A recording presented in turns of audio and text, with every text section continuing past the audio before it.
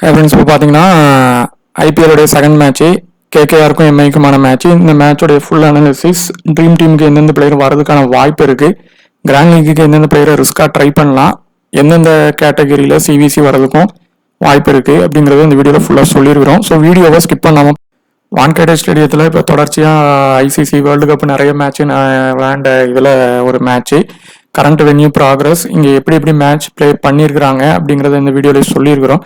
So இதில் 125 மேட்சஸில் ஈக்குவலாக ரெண்டு பக்கமே வின் பண்ணியிருக்கிறாங்க. ஆவரேஜ் ஸ்கோராக 190 வரைக்கும் வரதுக்கான வாய்ப்பு இருக்குது. ஹை ஸ்கோரே இங்கே ஆர்சிபி 235க்கு பண்ணியிருக்கிறாங்க. கேகேஆர் தான் இங்கே ரொம்ப லோவாக தோக்கவும் செஞ்சுருக்காங்க. இப்போ இங்கே பார்த்தீங்கன்னா இன்டர்நேஷ்னல் மேட்சஸ் வேர்ல்டு கப்பில் நடந்ததில் ஆவரேஜாக 190 இங்கே ஸ்கோர் ரெஜிஸ்டர் ஆயிருந்தது. இந்தியாவுக்கும் இங்கிலாந்துக்குமான செமிஃபைனல் மேட்ச்சில் தான் பார்த்தீங்கன்னா 200 எபவ் ஸ்கோர் ரெண்டு பக்கமும் ஸ்கோர் பண்ணியிருந்தாங்க. அந்த மாதிரி பிச்சா இல்லை ரெட் சாயில் பிச்சா அப்படிங்கிறத பார்த்துட்டு தான் மேக்சிமம் இது பேட்டினுக்கு மட்டும்தான் சப்போர்ட் ஆகுமா அப்படிங்கிறத நம்ம பார்த்து டீமை எடுக்கணும். இங்கே நடந்த ஒரு 8 மேட்சஸில் ஈக்குவலாக ஸ்பின்னர்ஸ்க்கும் ஃபாஸ்ட் பவுலர்ஸ்க்கும் விக்கெட் கிடைச்சிருக்கு. ஆனால் ஃபாஸ்ட் பவுலர் செகண்ட் இன்னிங்ஸை விட ஃபர்ஸ்ட் இன்னிங்ஸில் இங்கே விக்கெட் அதிகமாகவே எடுத்திருக்கிறாங்க. ஆஃப் ஸ்பின்னருக்கு ஃபர்ஸ்ட் இன்னிங்ஸில் நல்லாவே இங்கே சப்போர்ட் ஆகுது. இதை பொறுத்தவரை வான்கேடையில் எம்ஐ தான் பயங்கர ஸ்ட்ராங்காக இருந்திருக்காங்க கேகேஆருக்கு எதிராக. மொத்தமாக பார்த்தீங்கன்னா 9 மேட்சஸ் பிளே பண்ணதில் 2 மேட்சஸ் தான் கேகேஆர் வின் பண்ணியிருக்காங்க. மீதி எல்லா மேட்சும் இவங்க தான் வின் பண்ணியிருக்கிறாங்க. டோட்டல் ஹெட் மேட்சஸ்லையும் பார்த்தீங்கன்னா எம்ஐ தான் அதிகமாகவும் மேக்சிமம் வின் பண்ணியிருக்கிறாங்க. இப்போ பார்த்தீங்கன்னா கேகேஆருடைய பாசிபிள் பிளே 11 ஃபின்லாலன், நரைன், ரகானே, ரகுவன்ஸ்கி, சீக்ரீன் இவங்க தான் மேக்சிமம் பிளே பண்ணலாம். இல்லை இதில் 1 or 2 சேஞ்சஸும் இருக்கும். இந்த முசாபரணி தான் இப்போ அவங்ககிட்ட வேற பவுலிங் ஆப்ஷன் வேற இல்லை, நிறைய பேர் இன்ஜர்ல வேற இருக்காங்க. ஸோ இந்த இதுவே இருக்கலாம். இல்லை இதுல இருந்து ஏதாவது ரச்சின் ரவீந்திரா இந்த மாதிரி பிளேயரும் உள்ள வரலாம். அதே மாதிரி மும்பை இந்தியன்ஸோடைய பாசிபிள் பிளே 11ல் கண்டிப்பாக இதில் இருந்து சேஞ்சஸ் நிறையவே இருக்கும். மேபி டிகாக்கு பிளே பண்ணலாம், இல்லைனா அவருக்கு பதிலாக ரிக்கில்டனே ஓப்பன் பண்ணலாம். அதே மாதிரி பார்த்தீங்கன்னா சாண்ட்னர் ரீச் ஆகியிருந்தாருன்னா அவர் பிளே பண்ணுவார். இல்லை அப்படின்னா அதுக்கு பதிலாக ருத்தர்ஃபோர்டும் அதே மாதிரி வில்லியம் ஜேக்குக்கு பிளே பண்ணலைன்னா அங்கே அவரும் இல்லைன்னா அதுக்கு பதிலாக கசான்ஃபரம் பண்ணுவாங்க. ஸோ இந்த ஒரு 1 மேட்ச் ஃபுல்லாக எல்லா டீமும் பிளே பண்ண பிறகு தான் பிளேயரோட ஆப்ஷன் நமக்கு கரெக்டாக தெரியும். ஏன்னா ஒவ்வொரு பிளேயரும் அடுத்த மேட்ச் 2 மேட்ச் கழிச்சு தான் பாசிபிள் 11ல் வர்றாங்க. ஸோ 1 or 2 பிளேயரும் பிளேயர் ப்ரிடிக்ஷன்ல இருந்து மாறும். அதே மாதிரி பேட்டிங் ஆர்டரு அதே மாதிரி லைனப்ல சேஞ்சஸ் இருக்கும் போதும் மாறும். இம்பாக்ட் பிளேயரும் அதுக்கு தக்கனமாக தான் அவங்க கொண்டு வருவாங்க. மேபி ஃபாரின் பிளேயரையே இம்பாக்ட் பிளேயர் மாதிரியும் எட்டு வருவாங்க. ஸோ அது அந்த ஒரு மேட்ச் முடியும் போது நமக்கு கொஞ்சம் கன்ஃபார்மாக தெரியும். ஃப்ரெண்ட்ஸ் இப்போ பார்த்தீங்கன்னா எம்ஐக்கும் கேகேஆருக்குமான மேட்ச்சு. இந்த மேட்சோட அனாலிசிஸ் இந்த மாதிரி போகிறதுக்கான வாய்ப்பு இருக்கும் அப்படிங்கிறத பார்க்கலாம். இப்போ கம்ப்ளீட் பிளேயிங் 11 இவங்க தான் இருப்பாங்க அப்படிங்கிறதுல 1-2 மாற்றம் இருக்கிறதுனால சில பிளேயர் சில கிரெடிட் சில இதில் நம்ம கண்டிப்பாக மிஸ் ஆகும். அதுக்கு தக்கனமாக டிடி பிளேயர் தான் உள்ளே வருவாங்க. ஸோ நம்ம அதில் என்னென்ன பிளேயர் வர்றதுக்கான வாய்ப்பு இருக்குது அப்படின்னு பார்ப்போம். அதில் வென்யூ ப்ராக்ரஸ் படி எப்படி மேட்ச் போகும் அப்படின்னு பார்த்தீங்கன்னா மேக்ஸிமம் இது பேட்டினுக்கு சப்போர்ட் ஆன பிச்சாக இருந்தாலும் செகண்ட் இன்னிங்ஸில் விக்கெட் ஸ்லோ டவுன் ஆகி விக்கெட்டும் விழுறதுக்கான வாய்ப்பு இருக்கும். ஸோ ஃபர்ஸ்ட் இன்னிங்ஸில் போடுற ஃபாஸ்ட் பவுலர்ஸ் நல்ல முக்கியமான ஒரு இது இனிஷியலாக சப்போர்ட் இங்கே ஆகும். ஸோ இப்போ எம்ஐ தான் இங்கே டாமினேட்டு பண்ணியிருக்கிறாங்க கேகேஆரை. இந்த வென்யூலையும் சரி அவங்க ரெக்கார்ட்லேயும் சரி பண்ணியிருந்தாலும் நம்ம என்னென்ன பிளேயரை எடுக்கலாம் கேகேஆரில் இருந்தோம், அதே மாதிரி எம்ஐ கேகேஆருக்கு சப்போர்ட் பண்ணால் எப்படி டீம் எடுக்கலாம் அப்படிங்கிறதையும் பார்ப்போம். இந்த பிளேயர் வைஸ் நம்ம சொல்கிறது நம்ம venue record, head to head record, பிளேயருடைய வீக்னஸ் இதெல்லாம் வச்சு தான் நம்ம பிளேயர் இதில் சொல்கிறோம். ஸோ வீடியோவை ஸ்கிப் பண்ணாமல் பாருங்கள். இப்போது ஃபஸ்ட்டு இதில் 9 ஹை பர்சன்டேஜ் கேப்டனும் ஹை பர்சன்டேஜ் விசியும் மும்பை இந்தியன்ஸ் டீமில் தான் இருக்கிறாங்க. இந்த 9 கிரெடிட்டில் இருக்கிறதுனால அதுவும் 75% எபோவில் இருக்கிறவங்க இருக்கிறதுனால மேக்ஸிமம் பார்த்தீங்கன்னா இந்த 75% எபோவில் இருக்கிறவங்களும் இந்த 9 கிரெடிட்டில் இருக்கிறவங்களும் சி இல்லைனா விசி வந்து வரதுக்கான வாய்ப்பு இந்த மேட்ச்சில் ஃபஸ்ட்டு விஷயம் வந்து நடக்கும்.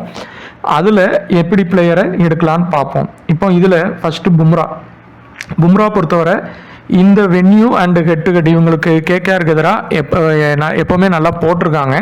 ஸோ இதில் பும்ரா வருண் சக்கரவர்த்தியிலேருந்து நம்ம மேக்ஸிமம் ஒருத்தங்களை ட்ரை பண்ணால் போதுமானது. அப்படி நீங்கள் வருண் சக்கரவர்த்தியை எடுத்தீங்க, அப்படி வருண் சக்கரவர்த்தி எடுக்கலைன்னா நம்ம எந்த பிளேயரை நம்ம அடுத்த இதில் எடுக்கணும் அப்படின்னு அடுத்த கேட்டகரியில் நான் சொல்கிறேன். இல்லை நீங்கள் வருண் சக்கரவர்த்தி இந்த இதில் எடுக்கிறதா இருந்தால் யாரை லீவ் பண்ணணும்னு நான் சொல்கிறேன். ஆனால் கண்டிப்பாக இதில் ரிஸ்க்காக ஒருத்தங்களை எடுத்தால் போதுமானது. அடுத்து ஹார்திக் பாண்டியா பொறுத்தவரை ஃபஸ்ட்டு பேட்டிங் பண்ணி பவுலிங்க்கு போகிறாரு அப்படின்னா கேப்டன் பண்ணுறாரு, கண்டிப்பாக கொஞ்சம் டாப் ஆர்டரில் ஓரளவு வருவார். மேக்ஸிமம் ஒரு பேட்டிங் பண்ணி பவுலிங் பண்ணாருன்னா கண்டிப்பாக ஒரு நல்ல பாயிண்ட்ஸ் எடுப்பார். இல்லை அப்படின்னா அவர் வந்து பவுலிங் கொஞ்சம் இந்த மாதிரி இதில் கொஞ்சம் மெதுவாக தான் போட வருவார். ஸோ விக்கெட்டு வந்து அவருக்கு கம்மியாக கூட கிடைக்கலாம். ஒரு ட்ரீம் டீம் ஆப்ஷன் அவருக்கு உண்டு. அதே மாதிரி இந்த ரோஹித் சர்மா சூரியகுமார் யாதவ் பொறுத்தவரை head to head venue record ரெண்டுமே நல்லா இருக்கு.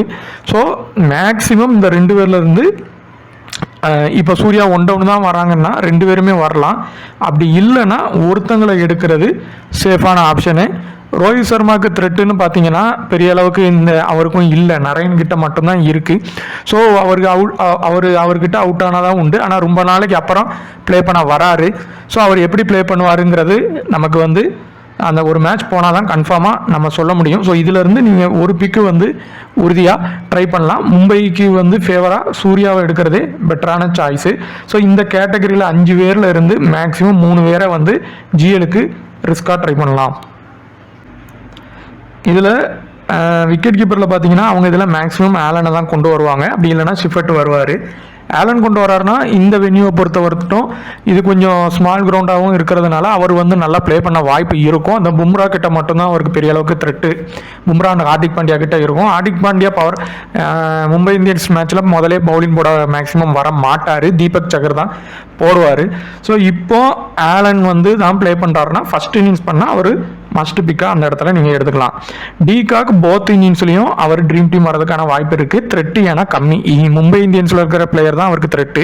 ஸோ அதனால் ட்ரீம் டீம் வரதுக்கான வாய்ப்பு அதிகமாக இருக்கும். பிச்சு சப்போர்ட் ஆகிற பட்சத்தில் அவரும் வந்துடுவார். இப்போ இதில் பார்த்தீங்கன்னா இப்போ நீங்கள் வருண் சக்கரவர்த்தி அங்கே இதில் எடுத்தால் இந்த இடத்துல போல்ட்டு எடுக்க வேண்டாம். அப்படி போல்ட் எடுத்தால் நீங்கள் வருண் சக்கரவர்த்தி அந்த இதில் லீவ் பண்ணிடலாம். So maximum Trent Boult Varun சக்கரவர்த்தியில் ஒருத்தங்களை எடுத்தால் போதும், ஒருத்தங்க வரமாட்டாங்க. அதே மாதிரி மேக்ஸிமம் இந்த மேட்ச்சில் வந்து ஹார்திக் பாண்டியா சுனில் நரேனில் ஒருத்தங்க கண்டிப்பாக ஃப்ளாப் ஆகிறதுக்கு 90% வாய்ப்பாயிரும். கேகேஆர் பக்கம் ரொம்ப ஃபேவராக மேட்ச் போகுது அப்படின்னா தான் சுனில் நரேன் வருவார். இல்லை அப்படின்னா ஹார்திக் பாண்டியா தான் வருவார். அந்த இடத்துல சுனில் நரேன் ஃப்ளாப் ஆகிறதுக்கான வாய்ப்பு அதிகமாகவே இருக்கும். ஸோ அதனால் இந்த கேட்டகரியில் நீங்கள் பெட்டர் பிளேயராக சி கிரீன் எடுக்கிறது ஒரு பெட்டரான ஆப்ஷன். அவரையே நீங்கள் அந்த இடத்துல ட்ரை பண்ணிக்கலாம். அடுத்து பார்த்தீங்கன்னா திலக் வர்மா வந்து மேக்ஸிமம் அவரை வந்து ஃபஸ்ட் பேட்டிங்கை விட சேசிங்கில் இந்த கிரவுண்டில் எடுக்கலாம். ஆனால் இப்போ இவரை விட இவர் மேக்ஸிமம் இவர் ட்ரீம் டீம் வரலாம். அப்படி இவர் வேண்டான்ட்டு விட்டால் இவருக்கு பதிலாக எந்த பிளேயரை நம்ம எடுக்கலாம் அப்படின்னா அந்த பிளேயருக்கான வாய்ப்பும் அதிகம். ஸோ திலக் வர்மாவா இல்லை அந்த பிளேயராங்கிறத நம்ம அடுத்த கேட்டகரியில் நான் சொல்கிறேன். ஸோ மேக்ஸிமம் இதில் மஸ்ட் பிக்காக நீங்கள் எடுக்க வேண்டிய பிளேயர் இன்னிங்ஸ் வைஸ் பார்க்கும்போது ஃபஸ்ட் இன்னிங்ஸ் பண்ணால் ஆலன் எடுக்கலாம், டிகாக் போத் இன்னிங்ஸு, சி கிரீனை 2 இன்னிங்ஸுக்கும் ட்ரை பண்ணலாம். ஏன்னா இந்த வென்யூவில் அடிச்சிருக்காரு, பேட்டிங் ப்ளஸ் பவுலிங்னு போடுவார். ட்ரெண்ட் போல்ட்டு வந்து வருண் சக்கரவர்த்தி எடுக்காட்டி மட்டும் ட்ரை பண்ணுங்கள், இல்லைனா எடுக்க வேண்டாம். ஆனால் trend bolt first innings bowling போடுறாரு அப்படின்னா ட்ரெண்ட் போல்ட்டு தான் மஸ்ட் பிக்கு. வருண் சக்கரவர்த்தி அந்த இடத்துல ஃப்ளாப் ஆகலாம். இப்போ ஃபின் ஆலன் மேக்ஸிமம் வந்தாலே ஷிஃபர்ட்டை வந்து டீமில் எடுக்க மாட்டாங்க, மேக்ஸிமம் அப்படி தான் இருக்கும். இதனால தான் இந்த இது பிளெயின் லெவன் இன்னும் கொஞ்சம் ப்ராப்ளமாக இருக்குது. அதே மாதிரி வில்ஜாக்ஸ் இங்கே வந்தால் ருத்தர்ஃபோர்டை வந்து பிளெயின் லெவனில் எடுக்க மாட்டாங்க. ஸோ இந்த மாதிரியான விஷயங்கள்லாம் நடக்கும். வில்ஜாக்ஸ் பொறுத்தவரை பவுலிங் ப்ளஸ் பேட்டிங் ரெண்டுமே உண்டு. ஸோ சாட்னர் வில்ஜாக்ஸ் ரெண்டுமே ப்ளே பண்ணுறாங்கன்னா யாராவது ஒருத்தங்களை எடுத்தால் போதும். மேக்ஸிமம் வில்ஜாக்ஸை ட்ரை பண்ணுறது பெட்டரான ஆப்ஷன். அடுத்து கண்டிப்பாக இந்த இடத்துல இருந்து 2 பவுலர் வருவாங்க, இல்லைனா ஒருத்தங்க வருவாங்க. தீபக் சகர் பொறுத்தவரை ஃபஸ்ட் இன்னிங்ஸ் போடுறாரு, பவர் பிளேயில் போடுறாருனா ரொம்ப மஸ்ட்டு பிக்காக ட்ரீம் டீம் வந்துடுவார். ஸோ அந்த இடத்துல நீங்கள் வந்து ஒரு ட்ரீம் டீம் ஆப்ஷனாக எடுத்துக்கலாம், தீபக் சகரையே எடுக்கலாம். வருண் அரோராவை வந்து ரொட்டேஷன் மாதிரி ஒரு டீமில் வச்சு பாருங்கள், இன்னொரு டீமில் லீவ் பண்ணிடலாம். ஸோ இதில் ஒருத்தங்களை வந்து நீங்கள் ட்ரை பண்ணலாம். அதே மாதிரி திலக் வர்மா, அஜின்கே ரகானேல கண்டிப்பாக ஒருத்தங்க ட்ரீம் டீம் வருவாங்க. ஸோ அந்த Ajinkya ரகானேக்கு maximum Mumbai favourite ground தான். ஸோ அவரை ட்ரை பண்ணுறது பெட்டரான ஆப்ஷன். ஆனால் அவருக்கு த்ரெட்டு நிறைய இருக்குது, ஆனாலும் அடிக்க வாய்ப்பு இருக்கும். இன்னொரு நரேன் வந்து அந்த கேட்டகரியிலே இருப்பார். ஸோ இதில் சேஃபான ஆப்ஷன் வந்து மேக்ஸிமம் பார்த்தீங்கன்னா ரகானே, சகார், வில்ஜாக்ஸ் இந்த 3 பேருமே சேஃபான ஆப்ஷனு. ட்ரை பண்ணி பாருங்கள். அரோரா வந்து செகண்ட் இன்னிங்ஸ் போனால் மட்டும் ட்ரை பண்ணலாம், இல்லைனா அவரை லீவ் பண்ணிடுங்க. அதே மாதிரி கேகேஆரில் ஒரு நல்ல ஒரு பேட்டர் அப்படின்னு பார்த்தீங்கன்னா டிஃப்ரென்ஷியல் பிக் இந்த ரகுவன்சிக்கு தான். நல்லா பேட்டிங் பண்ணுவார், டக்குன்னு ரொட்டேஷன் பண்ணிக்கிட்டே இருப்பார். ஸோ அவரை கூட நீங்கள் ஒரு இதில் ட்ரை பண்ணி பார்க்கலாம். டாப்பில் உள்ள பேட்டர்ஸ் எல்லாம் ரிமூவ் பண்ணிவிட்டு அதில் நீங்கள் ட்ரை பண்ணலாம். மேக்ஸிமம் ரவீந்திரா இந்த மேட்ச் ப்ளே பண்ண மாட்டாங்க, நரேன் ப்ளே பண்ணலனா தான் ரவீந்திராவை மேக்ஸிமம் டீமில் எடுப்பாங்க. அப்படி ரவீந்திரா ப்ளே பண்ணுறாரு அப்படின்னா அவர் செகண்டு, அதாவது இந்த வெனியை பொறுத்தவரை அவர் செகண்ட் பவுலிங் போடுறாரு, ஃபஸ்ட்டு பேட்டிங் பண்ணி பவுலிங் போனார்னா நீங்கள் ரவீந்திராவை கண்டிப்பாக எடுத்துருங்க. அதுக்கடுத்து கசான்ஃபர் வந்து பவுலிங் ஒருவேளை எம்ஐ வச்சுருக்கிறாங்க, வில்ஜாக்ஸுக்கு பதிலாகவோ சாண்ட்னருக்கு பதிலாகவோ கசான்ஃபர் வச்சுருக்கிறாங்கன்னா ஃபஸ்ட்டு பவுலிங் போடுறாருன்னா இவர் மஸ்ட்டு பிக்கு. செகண்ட் பவுலிங் போட்டால் இவரை விட்டுறலாம் அந்த இடத்துல. முசப்ரானி வந்து அவங்க டீமில் வந்து வின் ஆனாலும் லாஸ் ஆனாலும் ஒரு சின்னதாக ட்ரீம் டீம் வர்றதுக்கு வாய்ப்பு இருக்கும். ஸோ அவரை லீவ் பண்ண வேண்டாம். ஸோ இந்த கேட்டகரியில் நல்ல ஒரு பிளேயர்னு பார்த்தீங்கன்னா ரகுவன்ஸ்கி, முசாபரானி, ரச்சின் ஒருவேளை வராருன்னா செகண்ட் பவுலிங் போடுறாருன்னா பேட்டிங் பண்ணி பவுலிங் பண்ணாருன்னா அவர் ஒரு நல்ல ஒரு பிக்கு. ஸோ மேக்ஸிமம் இந்த இடத்துல இருந்து ஒரு 3 பிக்கு. இப்போதைக்கு இந்த மாதிரி பிளேயரை வச்சு ட்ரை பண்ணி தான் பண்ணி பாருங்கள். ஏன்னா பிளேயிங் 11 வந்து மேக்ஸிமம் 1 or 2 சேஞ்சஸும் இருக்கும். ஸோ அது மாதிரி தான் பிளேயிங் 11 வரும். ஸோ மேக்ஸிமம் எம்ஐக்கு சப்போர்ட் பண்ணுற மாதிரியே டீம் போடாதீங்க. கேகேஆருக்கும் ஓரளவு சப்போர்ட் பண்ணி போடுங்க. எம்ஐக்கு வந்து 70% வின்னா 30% கேகேஆருக்கும் அந்த பாசிபிள் இருக்கும் ஒரு சில பிளேயர்ஸ் பெர்ஃபார்மன்ஸ் பண்ணுற பட்சத்தில். ஸோ நம்ம 2 டீமுக்கும் சப்போர்ட் பண்ணி போடுங்க. ஜிஎல் ப்ளே பண்ணுறவங்க, எஸ்எல் ப்ளே பண்ணுறவங்க மேக்ஸிமம் நம்ம சொன்ன சேஃப் பிக்கு வச்சு 1 or 2 லோ பிக்கு நம்ம சொல்லியிருக்கிறோம். அந்த லோ பிக்கை மட்டும் பேட்ஸ்மேனில் பவுலரில் மட்டும் வச்சு ட்ரை பண்ணுங்கள். சிவிசி மேக்ஸிமம் சேஃப் ஆப்ஷன்லேயே நீங்கள் ட்ரை பண்ணலாம். அதே மாதிரி நம்ம இப்போ அந்த பவர் பிளே ப்ராக்ரஸும் பார்த்திங்கன்னா இங்கே வந்து மேக்ஸிமம் ஃபஸ்ட் இன்னிங்ஸில் வந்து பவர் பிளே ப்ராக்ரஸில் மேக்ஸிமம் வந்து எப்படி எந்த மாதிரி இது வரைக்கும் இருந்திருக்கு அப்படின்னு பார்த்திங்கன்னா மேக்ஸிமம் பவர் பிளே பண்ணுற இதில் 1லேருந்து 2 விக்கெட் போயிருக்கு இன்டர்நேஷ்னல் மேட்சஸ்லையும் ஐபிஎல் இதுலேயும். ரெண்டாவது இது பண்ணுறதுல மேக்ஸிமம் 1 விக்கெட் இல்லைனா அந்த இடத்துல விக்கெட் போகாமலும் போயிருக்கு. இது கேகேஆர் ஃபஸ்ட் பேட்டிங் பண்ணாங்கன்னா அந்த இடத்துல 2 விக்கெட்டும் விழலாம். ஸோ இதுதான் பவர் பிளே ப்ராக்ரஸ் இருக்குது. அதுக்கு தக்கனமான ஒவ்வொரு பிளேயரையும் நம்ம லீவ் பண்ணி போகணும். இப்போ நடந்துட்டு இருந்த ஆர்சிபி மேட்ச்லேயும் சரி, நீங்கள் எஸ்ஆர்ஹெச் மேட்ச்லேயும் பார்த்தீங்கன்னா அந்த பவர் பிளே படி விக்கெட் ஆனது விழுந்திருக்கும். ஸோ அதுக்கு தக்கனமான பிளேயரை நம்ம லீவ் பண்ணி போனால் தான் ஜிஎலுக்கு வின் பண்ண முடியும். உங்களுக்கு இந்த வீடியோ பார்த்துட்டு இருக்கவங்களுக்கு ஏதாவது ஒரு விஷயம் யூஸாக இருந்துச்சுன்னா கண்டிப்பாக ஷேர் பண்ணுங்கள். தேங்க்யூ.